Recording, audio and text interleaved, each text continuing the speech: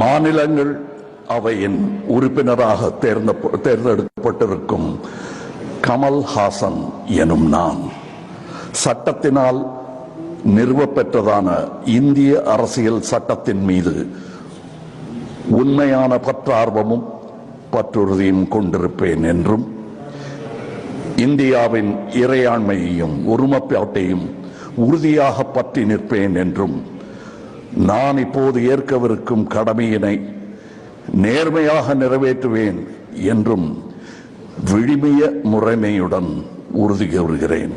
வணக்கம்.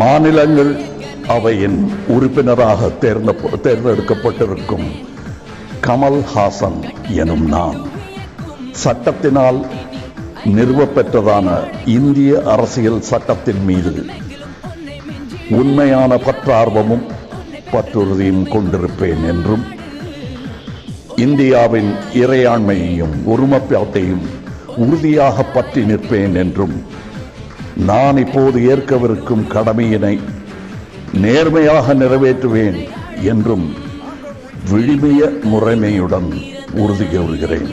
வணக்கம்.